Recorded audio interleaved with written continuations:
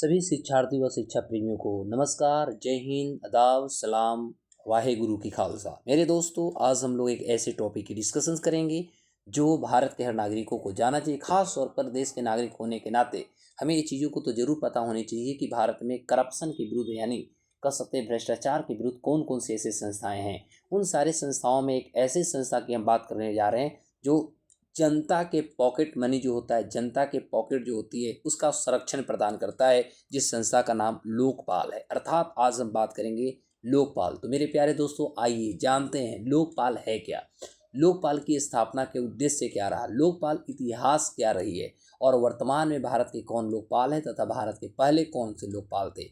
और भारत में जब हम लोकपाल की बात करते हैं तो एक प्रश्न आपके दिमाग में हो सकती है कि क्या सर लोकपाल हमारा संवैधानिक संस्था है या गैर संवैधानिक संस्था है। ये सभी चीज़ों को बात करते हैं। मेरे दोस्तों, जैसा कि मैं एक बार आपको स्पष्ट पहले कर दूं कि लोकपाल जो है भारत की एक कह सकते हैं नॉन कॉन्स्टिट्यूशनल बॉडी यानी गैर संवैधानिक निकाय है, जिसके बारे में भारत के संविधान में कहीं भी आप देखेंगे तो लोकपाल जैसे शब्द का कहीं भी आपको उल्लेख नहीं मिलेगा, वर्णन नहीं मिलेगा। अर्थात हम कह सकते हैं कि लोकपाल एक ऐसी संस्था है जो कहीं न कहीं करप्शन जो होती है, करप्शन को तो नियंत्रण करता है, भ्रष्टाचार के विरुद्ध एक कानून है, भ्रष्टाचार के विरुद्ध एक संस्था काम करती है, लेकिन देश में के संविधान में इसकी कहीं भी उल्लेख नहीं मिलता है। इस प्रकार हम कह सकते हैं कि लोकपाल एक गैर संवैधानिक निकाय है।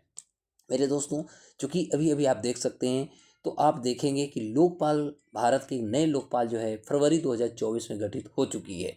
और आप लोगों से मेरा एक गुजारिश रहेगा कि आप एक सक्सेस पथ बाई अशोक दूत सर जो है, इस चैनल को आप ज़्यादा से ज़्यादा सब्सक्राइब करें, अपने दोस्तों को बीच में बाँटें, लोगों को शेयर करें, सब्सक्राइब करें, कमेंट सेशन करें, जिससे कि और आपको नए नए वीडियो आपको मिले। और आप कुछ हो या ना हो, कम से कम आप उस बेल आइकन पर बेल को जरूर आप सब्सक्राइब कर लें, जिससे कि आपको नए वीडियो का पता चल सके। तो दोस्तों, आज का हमारा डिस्कशन जो है वो लोकपाल है। हम देखेंगे भारत के नए लोकपाल अभी मिले हैं और यह नए लोकपाल जो है उनका नाम है अजय मानिकराव खानविलकर। ध्यान देंगे, अजय मानिकराव खानविलकर जो है अभी भारत के नए लोकपाल बने हैं। तो अब हम जानेंगे कि आखिर लोकपाल हैं क्या। तो 27 फरवरी 2024 को देखेंगे तो भारत के राष्ट्रपति श्रीमती द्रौपदी मुर्मू जी के द्वारा उच्चतम न्यायालय के एक पूर्व न्यायाधीश हैं जिनका नाम है अजय मानिकराव खानविलकर, इनको भारत के लोकपाल के नए अध्यक्ष नियुक्त किया गया है। और इन्होंने पिनाकी चंद्र घोष का इन्होंने स्थान लिया। चूँकि पिनाकी चंद्र घोष जो थे वो भारत में, इनको 2019 में पहला लोकपाल बनाया गया था। अर्थात पिनाकी चंद्र घोष भारत के पहले लोकपाल रहे हैं।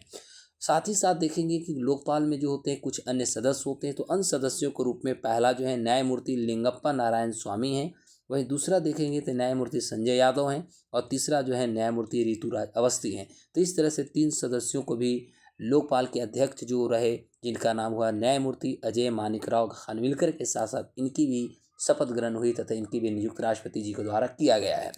और न्यायिक सदस्य के अलावा अन्य भी सदस्य इसमें होते हैं, क्योंकि अभी जो हमने 3 सदस्यों को देखा है न्यायिक सदस्य में है। और न्यायिक सदस्य के अलावा अन्य सदस्य में सुशील चंद्रा जी हैं, दूसरा पंकज कुमार हैं और तीसरा अजय तिर्की जी हैं। जो ये न्यायिक सदस्य के अलावे 3 लोग हैं। आपको मैं बता दूं कि लोकपाल जो होती है, लोकपाल के अध्यक्ष सहित जो अन्य सदस्य होते हैं, इनका एक कार्यकाल की अवधि निर्धारित की गई है और यह अवधि 5 वर्ष या 70 वर्ष है। मैं आपको ये भी स्पष्ट कर दूं कि लोकपाल गठन करने के लिए एक हमारे पास लोकपाल सिलेक्शन कमेटी होता है, जिसका चेयरमैन प्रधानमंत्री होता है। उसके अलावा या कह सकते हैं लोकपाल सिलेक्शन कमेटी में कुल 5 सदस्य होते हैं। प्रधानमंत्री होते हैं, लोकसभा का अध्यक्ष होता है, लोकसभा में विपक्ष के नेता होता है, सीजेआई यानी चीफ जस्टिस ऑफ इंडिया होते हैं। उसके बाद राष्ट्रपति जी के द्वारा एक नामिन कर सकते हैं यानी एक रिनाउंड जूरिस्ट की निर्माण या जूरिस्ट को नियुक्त किया जाता है। तो इस तरह से कह सकते हैं लोकपाल के गठन करने में कुल 5 सदस्यों के द्वारा लोकपाल सिलेक्शन कमेटी भारत में काम करती है। उसकी अध्यक्षता प्रधानमंत्री करते हैं। तो लोकपाल के चाहे वो अध्यक्ष होते हैं या अन्य प्रकार के सदस्य होते हैं, इनकी नियुक्ति या तो 5 वर्ष के लिए होता है या 70 वर्ष के लिए, जो पहले हो वो इसमें मान्य होता है। लोकपाल के अध्यक्ष का वेतन जो होता है वो उच्चतम न्यायालय के जो मुख्य न्यायाधीश होते हैं उनके बराबर होती है। अर्थात सीजेआई के बराबर लोकपाल के अध्यक्ष की सैलरी होती है। और सदस्यों का जो सैलरी होता है वो उच्चतम न्यायालय के जो अदर जो हमारा जजेज होते हैं उनके बराबर होती है। अध्यक्ष और सदस्य जो होते हैं दोनों अपना जो त्याग पत्र देते हैं वो देश के राष्ट्रपति को सौंपते हैं। अब हम थोड़ा आपको बताने की कोशिश करता हूँ कि आखिर लोकपाल का हमारा इतिहास क्या रहा है।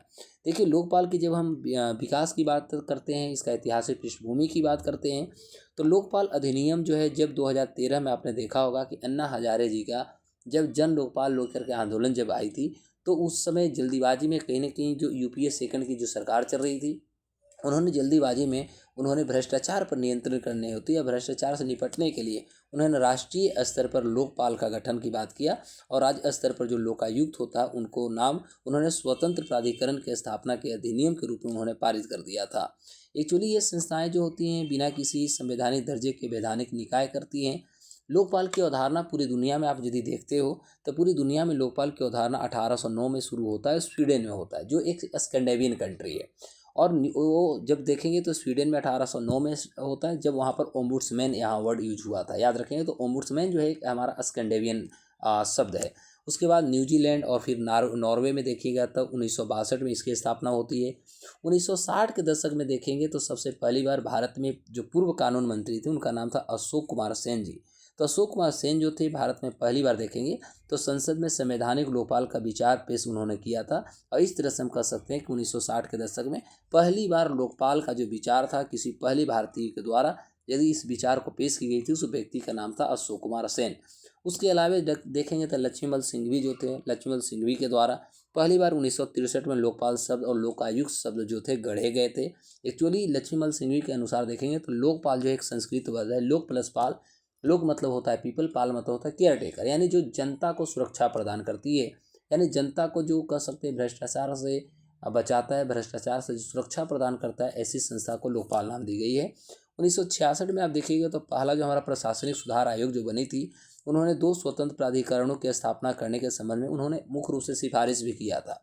और इस प्रकार से लोकपाल विधेयक पहली बार 1968 में देखेंगे तो लोकसभा में पारित हुआ, लेकिन लोकसभा भंग होने के कारण यह अंततः निरस्त हो जाती है। और तब यह विधेयक जो था कई बार लोकसभा में पेश हुआ, लेकिन कहीं न कहीं ये पास नहीं हो पाया, यानी निरस्त होते चला गया। अब अप्रैल 2011 में अन्ना हजारे के नेतृत्व में जो इंडिया अगेंस्ट करप्शन आंदोलन ने एक स्वतंत्र भ्रष्टाचार विरोधी जब निकाय की मांग की, तो इसके परिणाम स्वरूप 2013 में आप देखिएगा तो लोकपाल और लोकायुक्त विधेयक जो था वहाँ पर प्रस्तुत की जाती है। अब अंततः 1 जनवरी 2014 को देखेंगे तो राष्ट्रपति की स्वीकृति प्राप्त होती है और 16 जनवरी 2024 को लागू हो जाता है। अब प्रश्न होता है कि भारत के आखिर पहले लोकपाल कौन बने, तो मैं आपको स्पष्ट कर दूं, यह लोकपाल तो बन गए, आपको मानिक राव के तो बता दिया है। अब इसका उद्देश्य की बात किया जाए तो राजनेता जो होते हैं, नौकरशाह होते हैं और अन्य जो हमारे group A, group B, group C और ग्रुप डी के जो भी हमारे पास कर्मचारी होते हैं, तो अर्थात सरकारी कर्मचारी होते हैं, सार्वजनिक जो अधिकारी होते हैं, इनके खिलाफ भ्रष्टाचार का जो होता है शिकायत समाधान करना होता है। साथ ही साथ सार्वजनिक शासन में जवाबदेही और पारदर्शिता सुनिश्चित करने के लिए मुख्य रूप से आप देखेंगे तो इसी के उद्देश्यों के साथ लोकपाल का मुख्य रूप से गठन किया गया है। तो आपको ये वीडियो कैसे लगा आप हमें कमेंट सेक्शन में जरूर बताओ, अपने दोस्तों तक जरूर शेयर करें। और आपसे लोग से रिक्वेस्ट है, सक्सेस पथ बाय अशोक दुबे सर, आप इस यूट्यूब चैनल को आप जरूर सब्सक्राइब कर लें। नमस्कार, जय हिंद।